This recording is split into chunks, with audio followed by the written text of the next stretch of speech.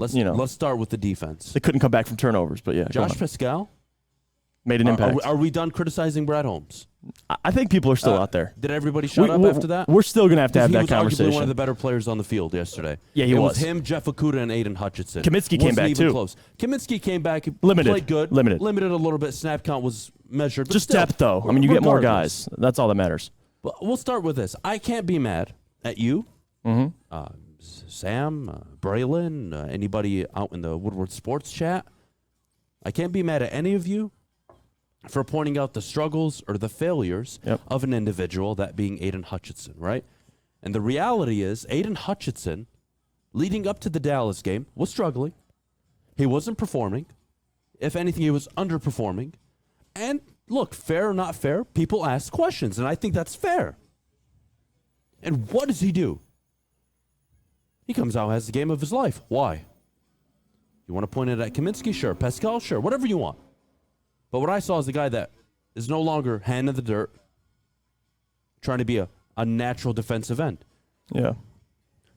What did the Dallas Cowboys do with Micah Parsons? Did you see Micah Parsons one time put his hand in the ground? You stand him up a lot. You stand him up the whole time. 2-point stance. And you get him into a position where he has not only free release, but he has a lot of space to work with. And he was very, very good yesterday. And you know what kills me the most about that, by the way?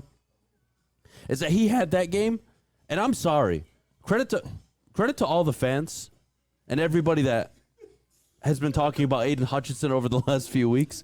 But, like, the reality is, that was the greatest thing I've ever seen in my life.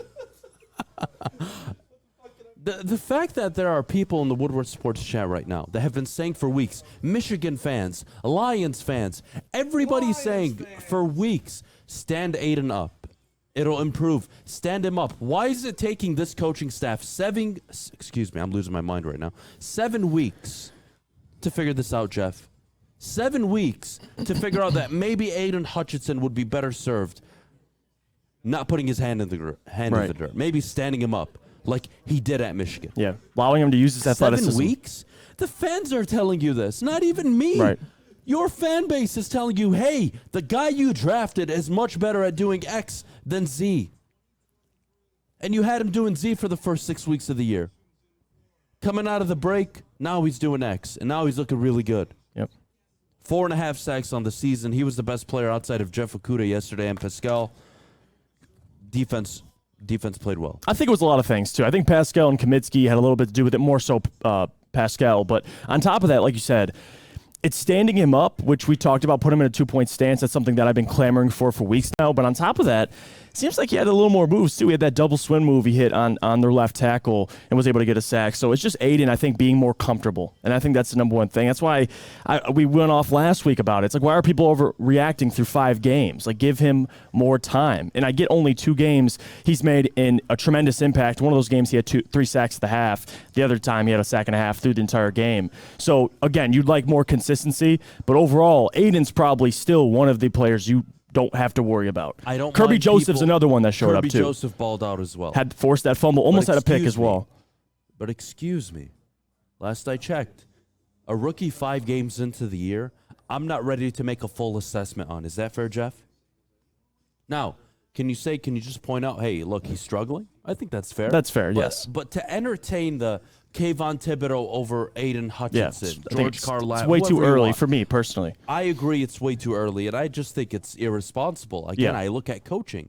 Yep. Robert Saleh has everything to do with Quentin Williams suddenly becoming the best interior tackle in football. And Jermaine Johnson, he's making an impact, too. Rookie Jermaine Johnson. Yeah, rookie. Rookie Sauce Gardner.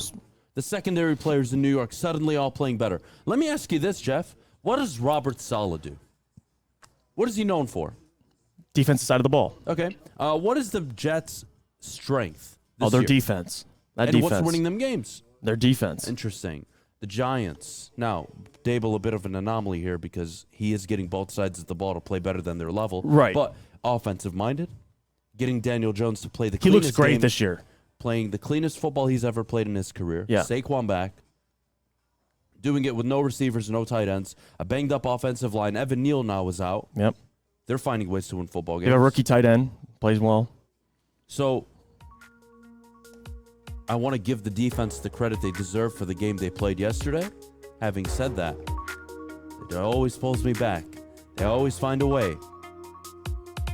What does Dan Campbell offer you? If it's not on offense and it's not on defense, what is it? We asked that. I mean, what advantage does Dan bring you on a week-to-week basis? And I don't think he does. I don't think he brings anything.